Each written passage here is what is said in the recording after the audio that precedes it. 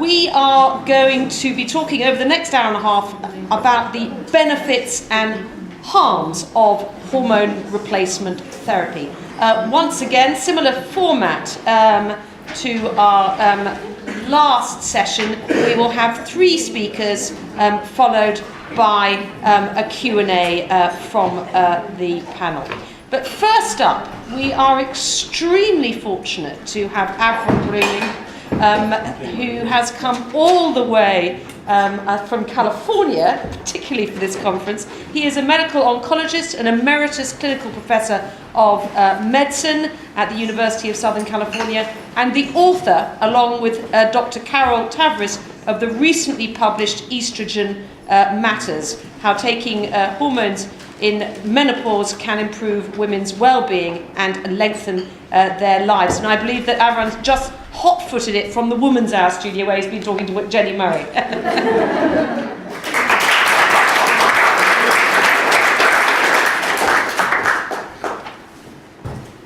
Thank you, Kelly. Jenny Murray sends her regards to everybody here. Being a woman has never been easy, and it isn't now either. Peri- and postmenopausal women are encouraged to take calcium and vitamin D to prevent hip fractures, although that doesn't work. They are told to take statins to help prevent heart attacks, and yet in women, statins do not prevent an initial heart attack. In the United States, over-the-counter preparations are heavily advertised to prevent Alzheimer's disease, and around the world, women are told that exercise and good diet can prevent Alzheimer's, and I like exercise and a good diet, and that does nothing to prevent Alzheimer's disease. And yet, estrogen, which has been rejected officially as a form of preventive medicine, has been shown to be beneficial in all these areas.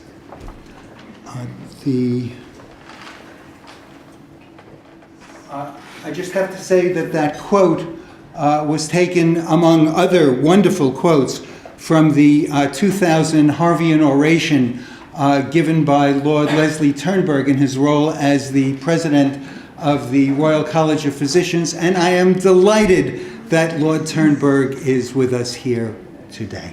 Thank you.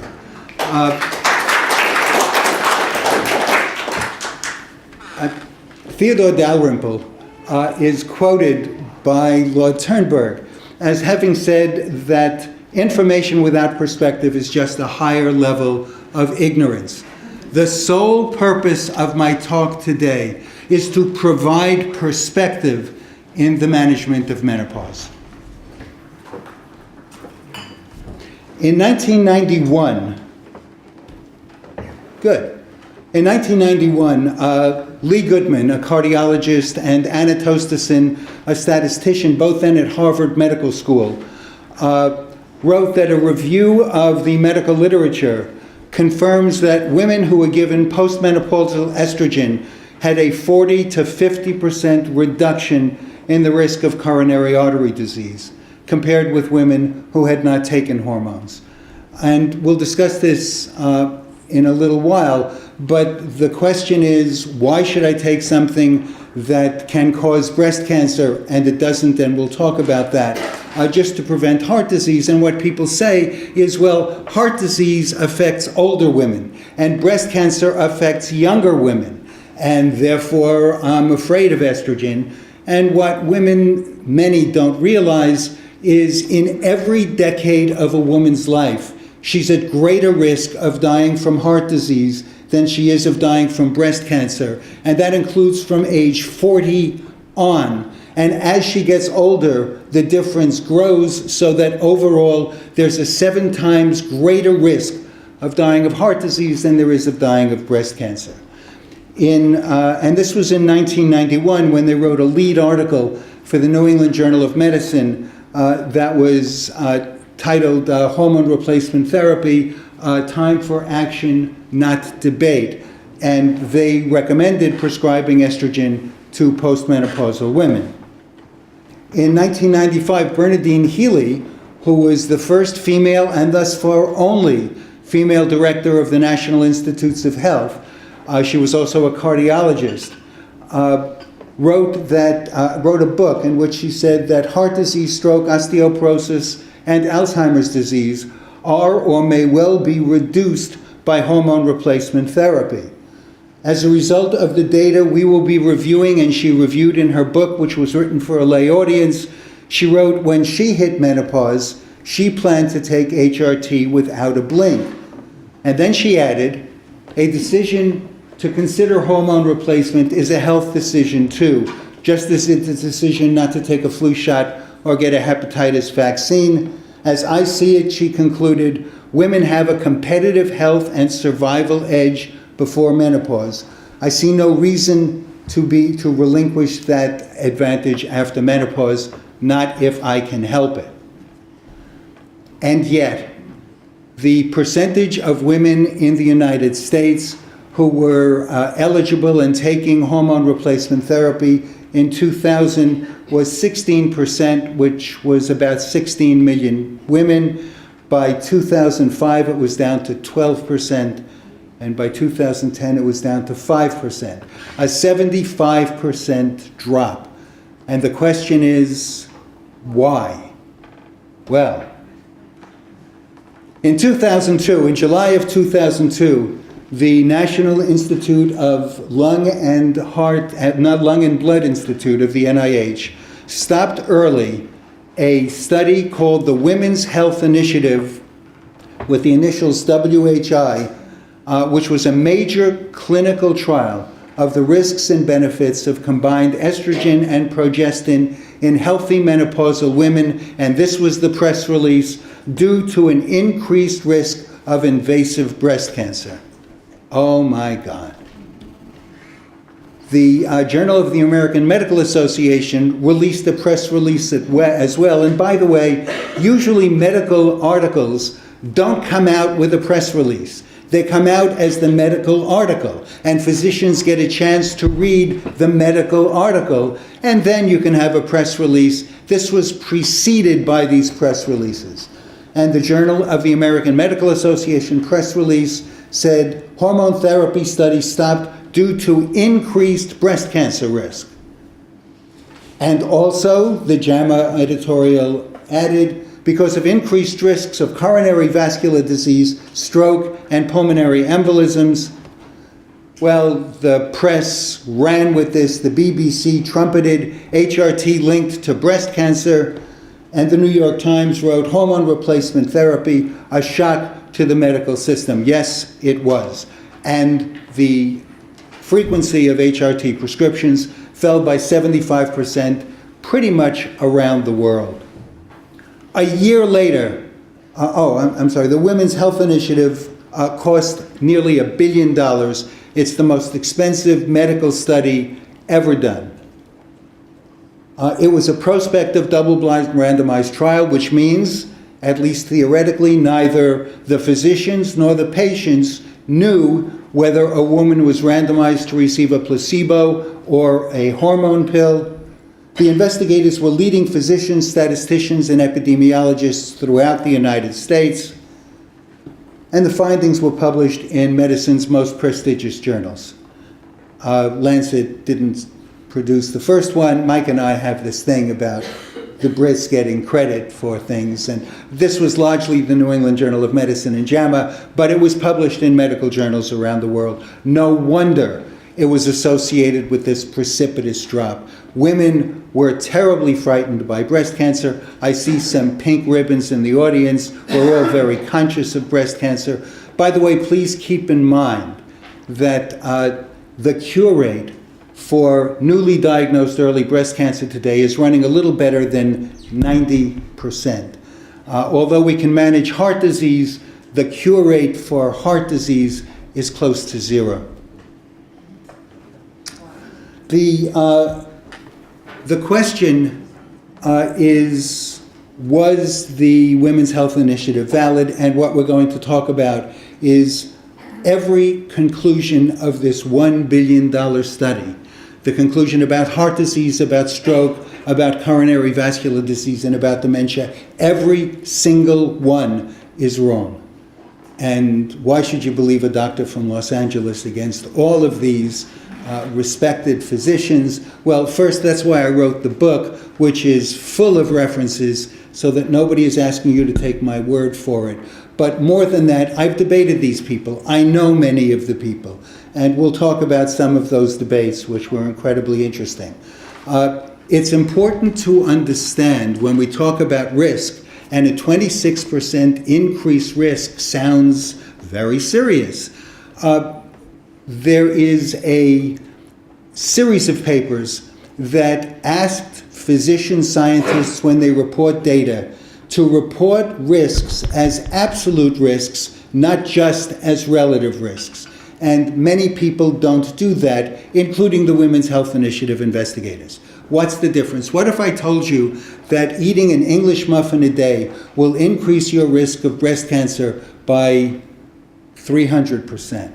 Well, then you'd stay away from English muffins unless you knew the absolute numbers. And if the number was an increase from 1 in 10,000 to 3 in 10,000, that's a 300% increase, but it wouldn't change your diet habits. If the number went from 100 in 10,000 to 300 in 10,000, you might take it more seriously. And of course, any risk is worth considering and taking seriously. But you have to be aware of what we're talking about. How real is that 26% increase in risk? If you look at the medical literature, there are many risks associated with breast cancer. And in fact, if you want to publish a paper in the medical literature, just pick anything you like, coffee, to anything you like, link it to breast cancer, and you'll probably get it published because there's a wide audience. And as we know, the BBC and the New York Times follow it very carefully. I have this running debate with Gina Colada, who's the science writer for the New York Times, who's very responsible, except in this area, when she trumpets what some of these people say. What are the risk factors associated with breast cancer? Well, if you take a high blood pressure medicine for more than 5 years, there's an 18% increase in risk. If you take HRT, the risk is 26%. If you have one additional serving of French fries per week when you're in preschool, the risk is 28%. If you eat a quarter of a grapefruit a day, not more, a quarter of a grapefruit a day, the risk is 30%, and you're laughing. But every one of these was a statistically significant risk, not compared to the 26% of the Women's Health Initiative, which was not a statistically significant risk, and therefore might be due by chance, and yet none of these are taken seriously by the medical profession. If you take antibiotics, and yes, it's certain antibiotics, you can increase the risk by 45%. If your father was at least 40 at the time you were born, your risk is 90% increased risk. If you're left-handed, the risk is 140%. Sure, we're laughing. Nobody laughs when we talk about HRT. If you use an electric blanket, the risk is 400%. I don't know about you, but electric blankets are no longer easily available in the United States. Thank God because of this. But by the way, to have a 400% increased risk, you have to be black or African American, and you have to use it for no more than 6 months a year. And then you get this 400% increased risk. Compare this with a risk that we take very seriously, which is the link between cigarette smoking and lung cancer. And there you have a consistent, reproducible, 3,000% increased risk, which is it's up to a 50 times increased risk. That's real. The 26% with the HRT is not. A year after the Women's Health Initiative came out, our British brethren, no, I'm sorry, I have to tell you the problems with the Women's Health Initiative. First, there were non-significant findings, and I mentioned that, headlined as medically meaningful. Second, this was said to apply to healthy women, and the Women's Health Initiative, which went out of its way to explain that the women they looked at were all healthy postmenopausal women, they had a median age of 63. Most women go into menopause between about 49 and 51. Only 10% were between 50 and 54 when most women reach menopause. And as far as the heart findings were concerned, 70% were overweight, half of whom were obese. Nearly half were current or past cigarette smokers, and more than 35% were treated for high blood pressure. And yet, this was extrapolated to all postmenopausal women. 75% decrease in hormone therapy prescriptions. The WHI investigators claim that they expected they would find good things about estrogen, and they were doing the study only to make sure that what they expected would be real. And by the way, the study was proposed by Bernadine Healy, the female director of the NIH, who said, women have been treated as almost men, and most medical studies are done in women and then extrapolated to men since women are almost men. She said, we've got to do studies that are focused on women, which is why she generated the funds to come up with the Women's Health Initiative. And she was the cardiologist who said she would start hormone replacement therapy without a blink when she reached menopause. And she died. And so she wasn't here to see what's been done with this project that she developed. She didn't have cancer. Although the Women's Health Initiative investigators said that they did it expecting that they would find only good things, according to Jacques Rousseau, who was the single principal investigator of the Women's Health Initiative, 6 years before the first study was published, he wrote, "The bandwagon in support of estrogen replacement therapy is clearly rolling. The bandwagon appears to be picking up in speed, and it is time to put the brakes on that bandwagon." That's disgraceful.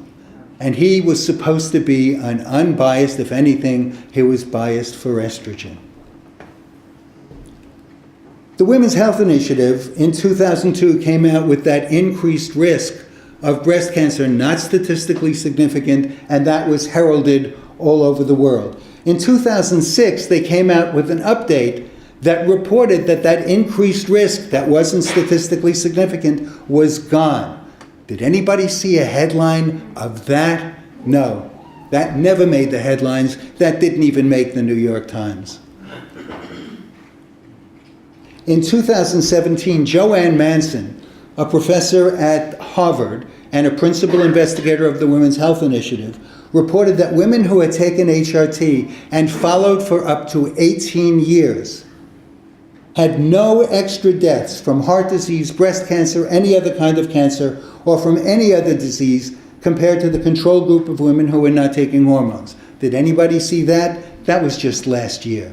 That didn't make any news source that I know of. Oh, when you want to publish a paper and you pick some ridiculous thing to associate with breast cancer, make sure the result is bad. That's the way you will get it published. If the result is good, that just doesn't happen. In March 2017, also last year, Robert Langer, a professor of epidemiology, then at UC San Diego, and a principal investigator of the Women's Health Initiative, published an insider's view of what it was like when the Women's Health Initiative convened to release their July 2002 paper. He wrote, "The investigators most capable of correcting the misinterpretations of the data were actively excluded from the writing and dissemination of findings." This is a billion-dollar study that changed practice around the world. The paper of initial results was written by a small group from the WHI program office and submitted to JAMA without informing the other principal investigators. The investigators were stunned to learn that the Data Safety and Monitoring Committees had recommended stopping the estrogen-progestin trial for this 26% non-statistically significant finding, and that the director had agreed to publish it. The group was shocked. These are all words from Robert Langer's article. Shocked when given a copy of the paper to be published in JAMA. This was the first time that most of them, and these are respected investigators, had seen the paper. they were told, well, we're meeting in Chicago, and the JAMA headquarters are just down the street. Why don't you quickly edit the results and run down to JAMA and see what you can do? And they did. And they got to JAMA, and JAMA said, are you kidding? The paper has already been printed. It's waiting in the warehouse, and we're going to release it. By the way, for anybody who's taking pictures of the slides, and you're more than welcome to, all of this is in the book in even greater detail. The group, as I mentioned, rushed to JAMA headquarters, and by the time they got there, same day, they were told it's out. When I had one of the lead investigators who helped write the paper speak at my local hospital in California, Lord Turnberg and Professor Baum also spoke at that local hospital. And when he came and spoke, he was asked by one of the doctors in the audience, who was well primed, having heard me talk for 10 years about this. And he said, you know, I'm just an ENT physician. He didn't add that I have a PhD in physics. He said, so I don't really understand a lot of what you just said, but it seems to me that the numbers on which you caused a 75% decline in HRT prescriptions, those results aren't even statistically significant. What am I missing? And this doctor said, you know, he said, this is $1 billion study. That number comes up a lot. We will never get the chance to do another study like this. So, and this is a direct quote, if we think we have found something and the numbers don't quite add up, the statistical police are asked to leave the room. And there was absolute silence in the medical audience. Yeah. The next year, the year after the WHI was first published, the Million Women study came to print, and the Million Women study also said that current users of estrogen had a 30% increased risk of breast cancer. Million Women study. Sounds very serious. Well, two things about that. First, the WHI said that our results were only on women who have take a combination of estrogen and progesterone. And women who take estrogen alone with follow-up were found by the WHI to have a 30% decreased risk of breast cancer. Right, isn't that incredible? So the Million Women study found a 30% increased risk of breast cancer. Well, what is the Million Women study? 1 million women. Surely we have to pay close attention to that. Well, wait a minute. It's called a study. The WHI did incorrectly when they assessed their data, but they did randomize women in advance to either a placebo or to HRT. The Million Women study sent out 2 questionnaires. That's what it is. It's 2 questionnaires. They didn't follow individual patients, and only 65% of their Million Women responded to the second questionnaire, and they sent the questionnaire to women, because you can do this with the NHS, who were about to have a mammogram. Well, if you get a study in the mail that asks you to take your time, you're a woman, you're holding down whatever women do, which is much more than most men I know do. And are you going to fill out a questionnaire? Well, you will if you're worried. If you might have something in your breast that worries you before the mammogram.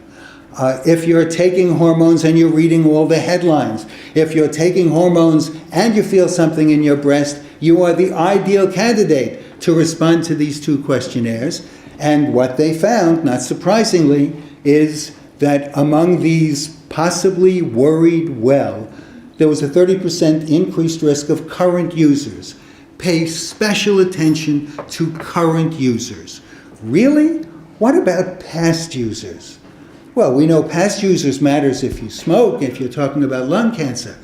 Current users, I can't think, perhaps you can, of something where current use really makes a difference unless you're playing with matches or a loaded gun. And then current use is really very important.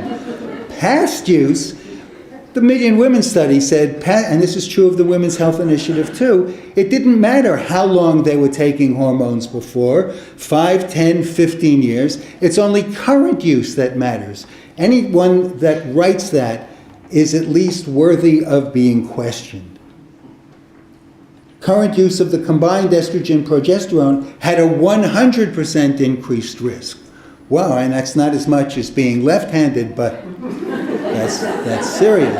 That 100%, and remember this is all relative risk, that 100 increases from if you weren't taking hormones, your risk was 4 out of 1,000. If you took hormones for 5 years, your risk was 6 out of 1,000. Now, that's real, but come on. And that didn't hold for current users. And remember, I said that the cure rate for newly diagnosed early breast cancer is now running about 30%. Nonetheless, the word breast cancer still strikes fear in the hearts of women.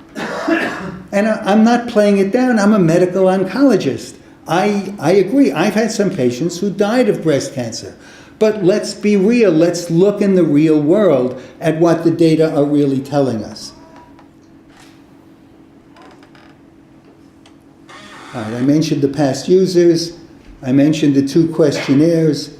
Interestingly, the incidence of breast cancer in the Million Women study, and calling it the Million Women study is really a misnomer, but in the Million Women study, what they found is breast cancer appeared on average within 1.4 years of receiving the questionnaire. Well, that happens if you're dealing with the worried well, the women who are really concerned and then are brought to your attention, not if you're dealing with the general population. I've mentioned the difference between estrogen and the combination, and let me just say for people who don't know, we know that estrogen can increase the risk of uterine or womb cancer. And we also know that if another female hormone, progesterone, is added to estrogen, that increased risk of uterine cancer evaporates. And so women who had a hysterectomy, if they're taking hormone replacement therapy, are given estrogen alone, and women who haven't had a hysterectomy are given estrogen with progesterone. Well, does estrogen cause breast cancer?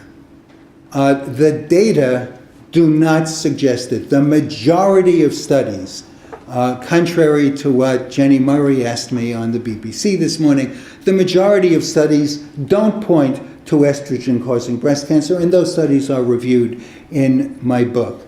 But that estrogen is a cause of breast cancer is something that women walk around with.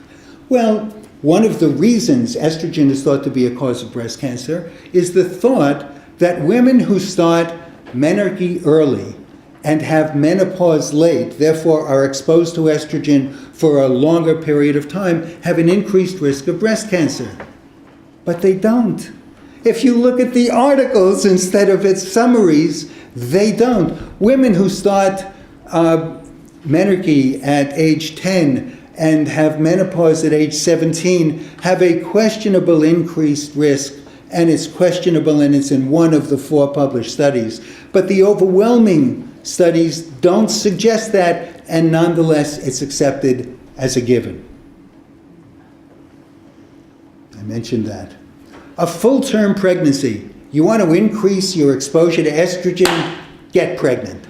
A full-term pregnancy, especially before the age of 20, decreases the risk of breast cancer by 70%. Well, wait a minute. If it's lifetime exposure to estrogen, pregnancy should be terrible, and it's not.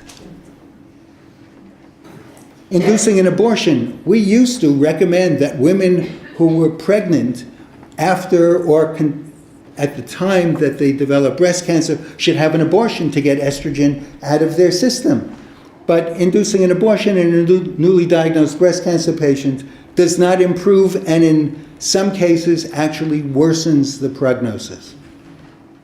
And pregnancy, either during or after treatment for breast cancer, exposing a woman to that much estrogen, has no negative effect on prognosis in breast cancer. Well, shouldn't that make people think? People don't think. We have to make many, many decisions every day. So if you can make a snap decision and then put that subject aside and think of all the other decisions you have to make, there's something comforting about it. It's also comforting to be able to say, well, I'll never get breast cancer, I'm not going to take hormones. And It's just not valid. We've used estrogen as treatment for breast cancer. Has anybody thought of using cigarettes to treat cancer of the lung? Well, this is just as absurd. In 1965, Torben Palshoff in Sweden did a randomized study of 325 women who had breast cancer, and he prospectively randomized them to get either a form of estrogen called diethylstilbestrol or tamoxifen, which we know, or a placebo. And what he found after 5 years is that the lowest rate of recurrence was seen among women who got estrogen. Let me say that again. The lowest rate of recurrence was seen among women who got estrogen. Second to that, but close, were women who got tamoxifen, and significantly more frequent recurrences were seen among women who took placebo. Well, that study doesn't make headlines, but it's in the literature, and we'll come back to that in just a minute. In 1944, Sir Alexander Haddow, another British, right, reported shrinkage of breast tumors in 25% of patients treated with estrogen. In 1977, Bruno Macida in Italy reported shrinkage of breast tumors in 50% of patients treated with estrogen. In 1981, James Ingle at the Mayo Clinic reported improved survival among breast cancer patients who were treated with the estrogen diethylstilbestrol compared to tamoxifen.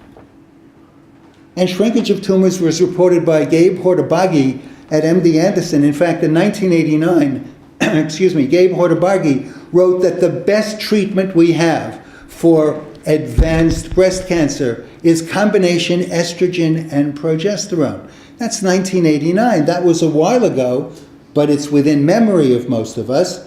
Per Lenning in Norway found the same thing, that estrogen was of therapeutic benefit in the treatment of patients with breast cancer. And what people said when I pointed this out to them is, well, they're all talking about high-dose estrogen. All right, well, yes, high-dose estrogen we accept will reduce breast cancer risk and treat breast cancer. But it's low-dose estrogen that we're worried about. Really? I mean, that sounds like somebody who's being negotiated into a corner and strikes out with something. And what's interesting is Craig Jordan is the father of tamoxifen. Craig Jordan at the University of Texas is one of the leaders in breast cancer research. And what he wrote in 2007 is not only does high-dose estrogen cause breast cancer regression, in resistant breast cancers, low-dose estrogen can be effective in treating breast cancer. Well, so when Jenny Murray says to me, most studies show that estrogen causes breast cancer, well, no, they don't. And by the way, one of the misconceptions is that an estrogen receptor positive tumor is fed by estrogen. That's not true. First, most cancers are developed from stem cells which do not have receptors at all. When a breast cancer adopts an estrogen receptor on it, it means it is growing so slowly, it has time to adopt a normal cell characteristic. And those tumors grow slower than estrogen receptor negative tumors. It does say to us that there are certain drugs that we can use, tamoxifen being one of them, that will have an effect on the cancer, but how those drugs work is not really clear.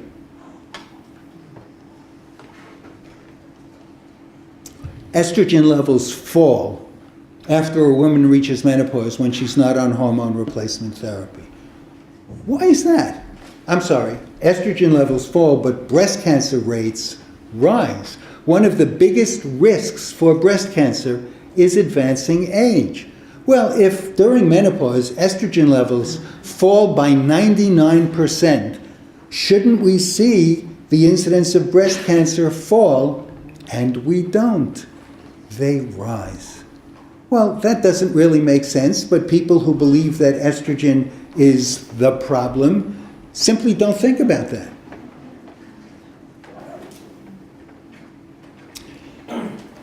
tamoxifen was marketed as an anti-estrogen, and probably some of the oncologists in the audience aren't old enough to remember when tamoxifen was first introduced in 1971, but I am.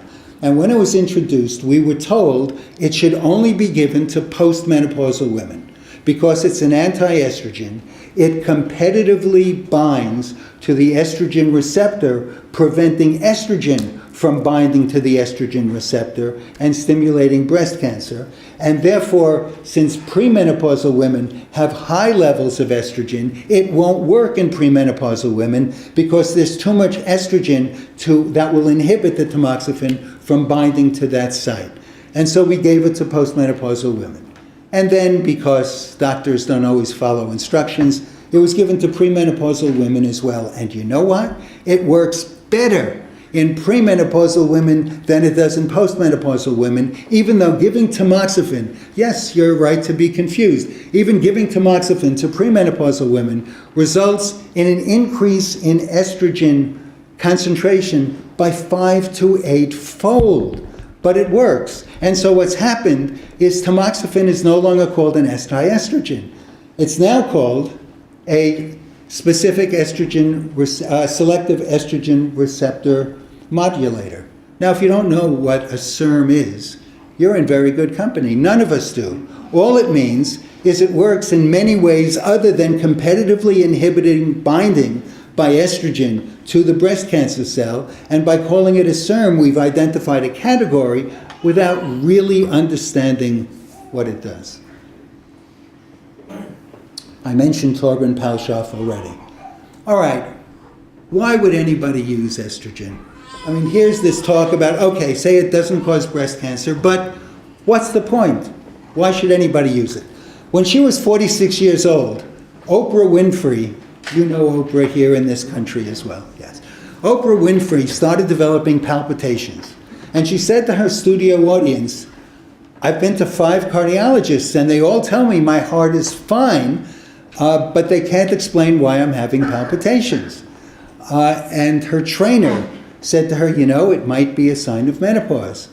And Oprah said, well, first of all, I haven't heard of palpitations as a sign of menopause. And second, I'm 46 years old and I'm still having regular periods. So, and she took hormones and the palpitations disappeared. And when you look at the symptoms of menopause, we all know about hot flashes and night sweats. But do you know about insomnia? Do you know about the joint pains? What about swelling of the hands and feet? Palpitations, chest pain with exertion, decreased energy reserve, difficulty concentrating, poor recent memory, mood swings, depression. My wife is one of the smartest people I've ever met. And she reads voraciously. And when she started going into menopause, she would go up to the second floor to get something and couldn't remember why she went to the second floor to get it. She'd read a book and she couldn't keep the plot line in her brain long enough. She had to stop reading. Oh, that's horrible. Mood swings. Well, some of you know about mood swings, and Katie here certainly knows about depression, and she's publicized that. Thinning hair, bloating, weight gain. I don't want to take hormones because it'll make me gain weight. No! Weight gain is a sign of menopause. And I can't tell you whether you will gain weight or whatnot. Menopause is not an issue with me, and when I reached 53, I started to gain weight. But more often than not, estrogen helps you keep weight off than put weight on. And while most of these are annoying, and women generally suffer them in silence, they will often improve with time. What won't improve with time are vaginal dryness, vaginal discharge, bladder and urinary discomfort, frequent urinary tract infections, loss of sexual desire, and painful sexual intercourse. And that's going to get worse and worse, and affect close to 100% of women. Not all, but close to 100%. But, and here's the good news, the median duration is not 2 years, it's 7.4 years, and estrogen will decrease the frequency and severity of all these symptoms by 80 to 95%. No other treatment comes close. What about the heart? We mentioned the heart briefly. A woman is 7 times more likely to die of heart disease than to die of breast cancer. A breast cancer patient is more likely to die of heart disease than to die of breast cancer. In every decade of a woman's life, starting at 40, her risk of dying from heart disease is greater than her risk of dying from breast cancer. And the difference in risk grows with each decade. Repeated studies have found that estrogen decreases the risk of heart disease by 40 to 50% more reliably than statins. I mentioned at the beginning that women are encouraged to take statins. Statins don't prevent an initial heart attack in women. They might in men. And since women are almost men, we can extrapolate to women. And we can hurt women in the process. Osteoporotic hip fracture. As many women die each year in association with an osteoporotic hip fracture, excuse me for just a minute, as die of breast cancer.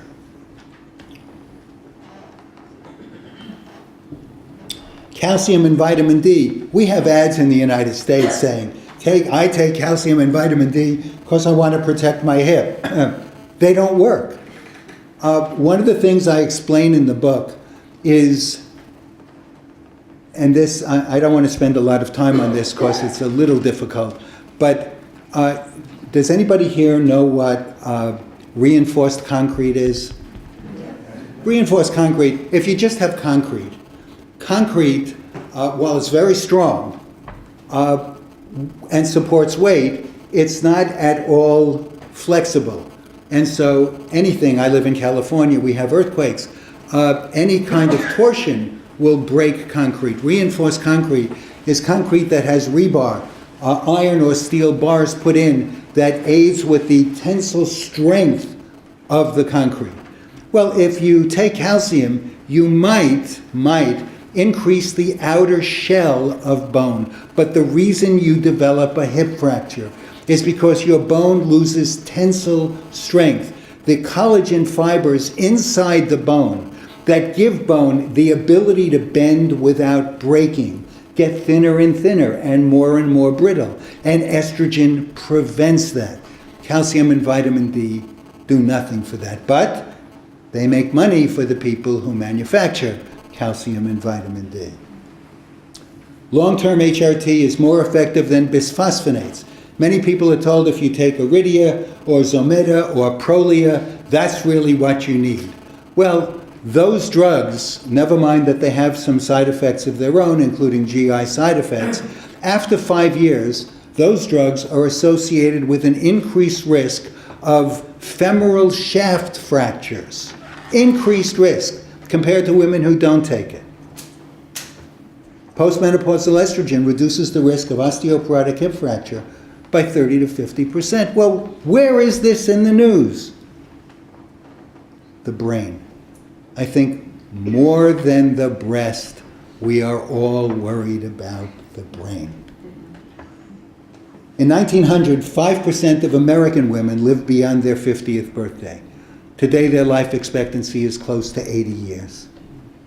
A woman in her 60s is twice as likely to develop Alzheimer's disease as she is to develop breast cancer.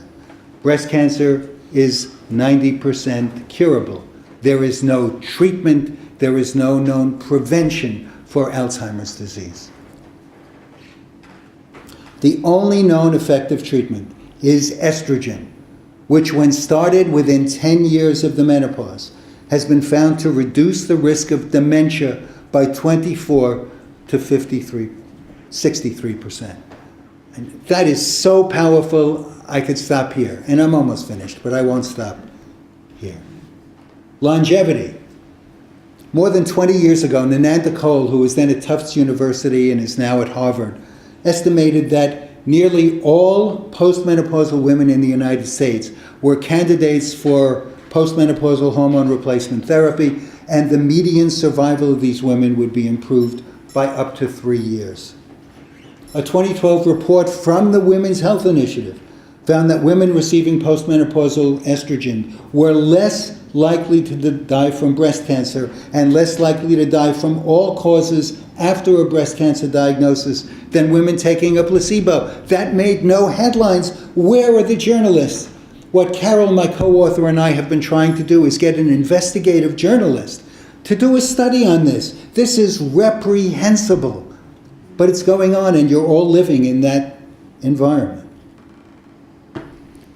A 2017 study by Roger Lobo at the Columbia College of Physicians and Surgeons found a 20 to 40% reduction in overall mortality rates for women on HRT. Numerous assessments of estrogen's risk-benefit ratio suggest that women who begin HRT in menopause and continue into their later years increase their longevity by 3 to 4 years. This isn't an isolated report with dicey statistical analysis. This is repeated, documented studies by responsible investigators. How long should a woman take HRT? What you will hear is, okay, you want to take it, I'll write a prescription, but take the lowest dose for the shortest period of time. Let me say this as clearly as I can. There is absolutely no scientific foundation for that statement. Not only that, once you stop taking hormones, if your bones have been protected, they age at an accelerated rate. There was a movie in 1939 called Shangri-La starring Roger Corman, an American movie star. And Roger Corman fell in love with a 25-year-old woman living in this Indian Himalayan retreat. And he begged her to come back to the States with him, and she said, I can't, I'm 300 years old. And he said, come on, you look 25. And she finally left Shangri-La. And as soon as she walked out, she turned to dust. And in not quite a dramatic way, you stop taking hormones. That starts to happen. The brain benefit diminishes progressively at an accelerated rate when you stop hormones. So in 2017, the North American Menopause Society released this statement, which said essentially, there's no reason to stop at age 65. Now, be careful, this isn't an M&M. I'm not saying that everybody should take it, and we'll talk about that in a minute, but don't stop if it's working for you. And this statement was endorsed by every menopausal group in the world, by the American Association of Endocrinologists, by many responsible medical societies. That statement wasn't widely publicized. So what about women with previously treated breast cancer? Well, I told you, I didn't tell you. If estrogen causes breast cancer, then one of the best ways to prevent it coming back is castrate the woman who's premenopausal who has breast cancer. Take out her ovaries, get rid of the estrogen. And that was done. We've done 7 large-scale studies looking at that. And it doesn't work. It doesn't prevent the breast cancer from coming back. Well, as many men in the United States die of prostate cancer as women die of breast cancer. And testosterone has been shown to have a much closer association with prostate cancer than estrogen has with breast cancer. And by the way, the number of men who die of prostate cancer in the UK just surpassed the number of women who die of breast cancer. Do you know how many studies have been done castrating men who had prostate cancer? That's right. And there never will be. 7 large-scale studies on women.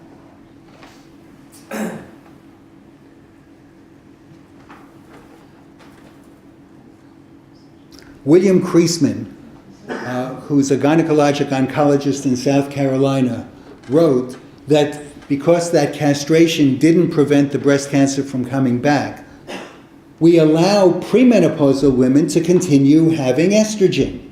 And it's okay. Well, why can't we give postmenopausal women estrogen or progesterone if they still have a uterus?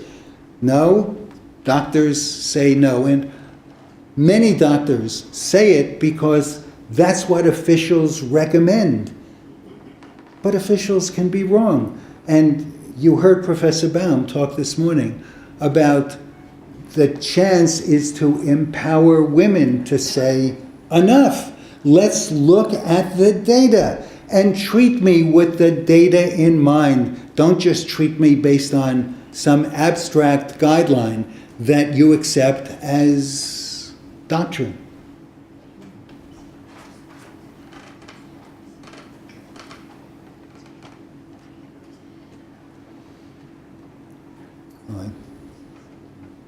I'm sorry, I think I pressed the wrong button.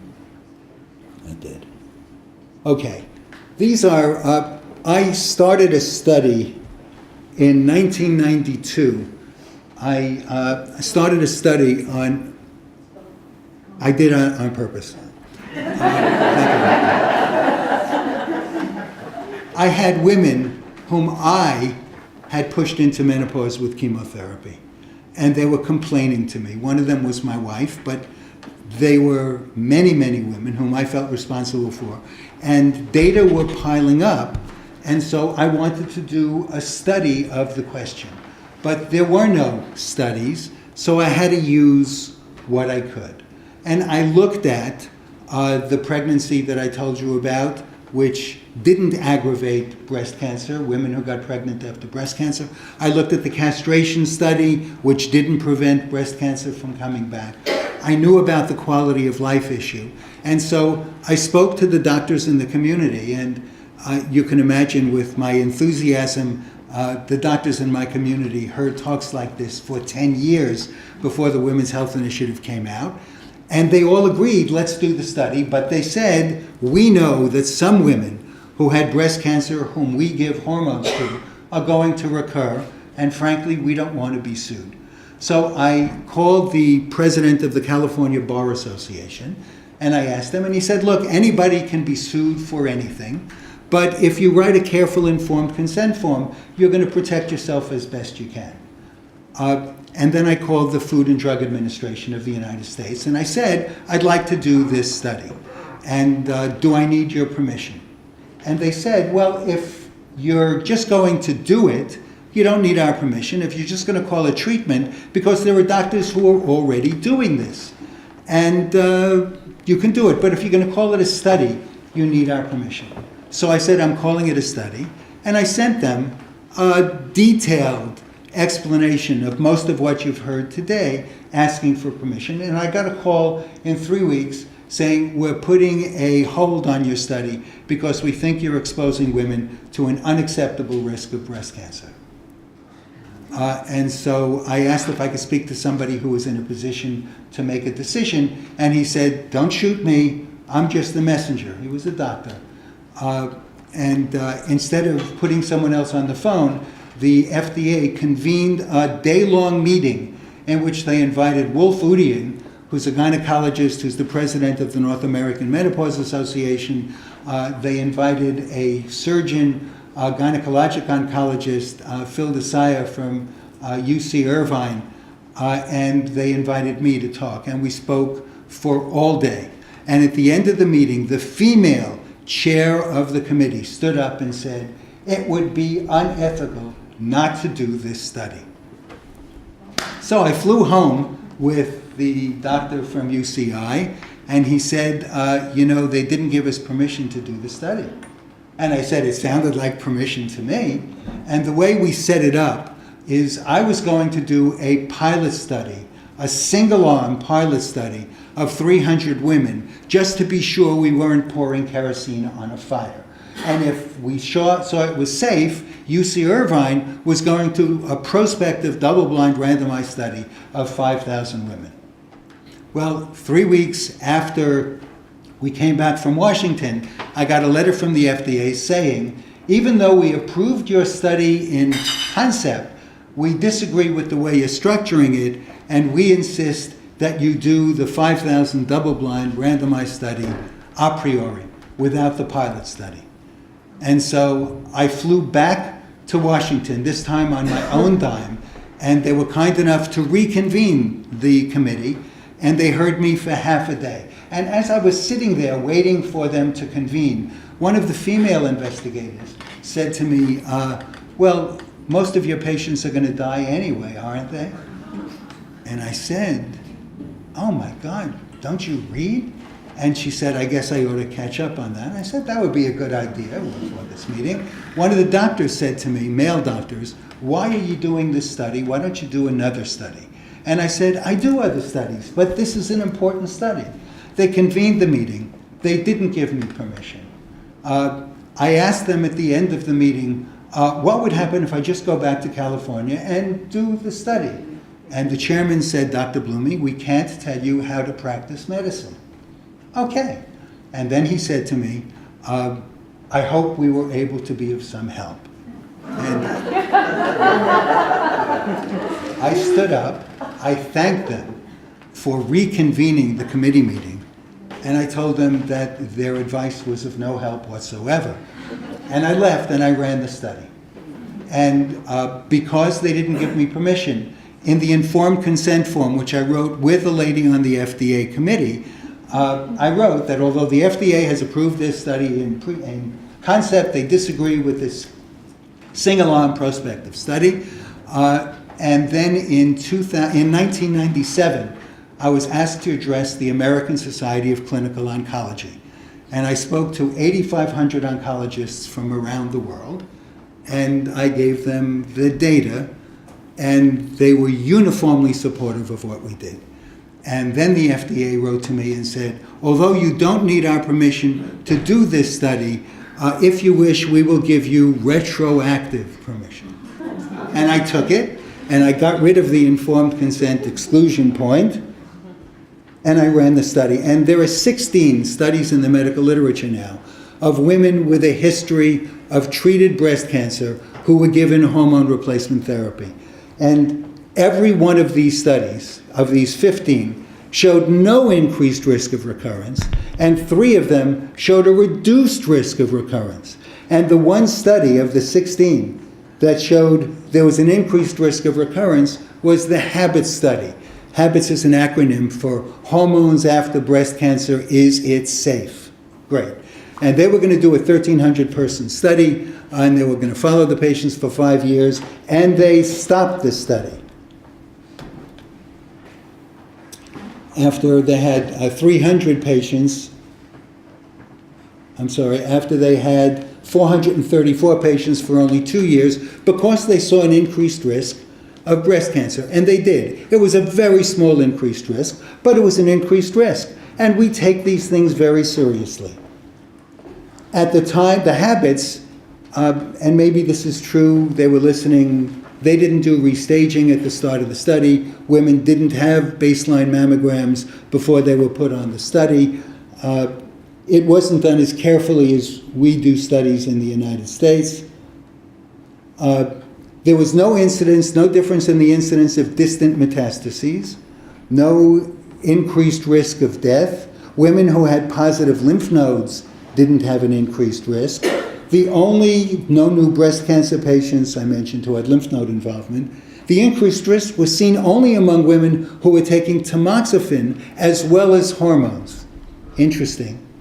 And yet, this is held up by people as the prototypical ideal study that should be followed, preventing women from getting hormones after breast cancer. The lead author, Lars Holmberg, wrote in his paper that he doesn't think this single randomized study should be used to make a decision, but he felt obligated to stop the study because of the increased risk. Fair enough. I agree with that, but everybody else is using that study. Rowan Schlabowski, one of the principal investigators of the Women's Health Initiative, wrote in the editorial when the HABIT study was published, it may arguably not be the definitive word on the use of hormone therapy in women with breast cancer, but it will probably be the last word when considered in context of our evolving understanding of the effects of hormone therapy on chronic disease in women. I don't know where he's getting his data from. Certainly not from the same sources I'm getting mine from.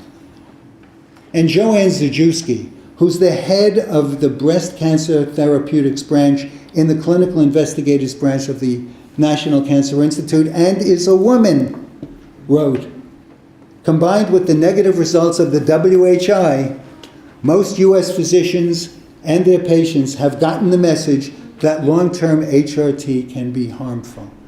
Oh my God.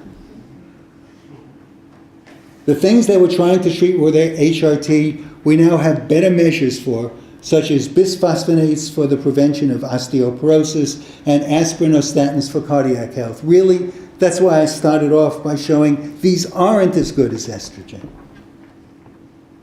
Sir George White Pickering, I think, defined the delicate balance that clinicians must follow. He wrote, if you are a clinician, you must believe that you know what will help your patient. Otherwise, you cannot counsel, you cannot prescribe. If you are a scientist, you must be uncertain. A scientist who no longer asks questions is a bad scientist. And of course, we all walk that tightrope. But we have to walk it responsibly, not by doing things just because we might be afraid of being sued or we don't follow organized guidelines. Finally, the purpose, the sole purpose of this talk, was to provide the perspective that Theodore Dalrymple suggested when dealing with the management of menopause. And I ask you to take away 3 messages. First, don't let fear be the sole determinant of your decision. Second, don't take the word of any single physician as the definitive statement to determine your course of action. I love that the Royal Society motto is Nullium in verba, which is take nobody's word for it. That's perfect. And finally, the more you learn, the more you know, the less you fear. Thank you.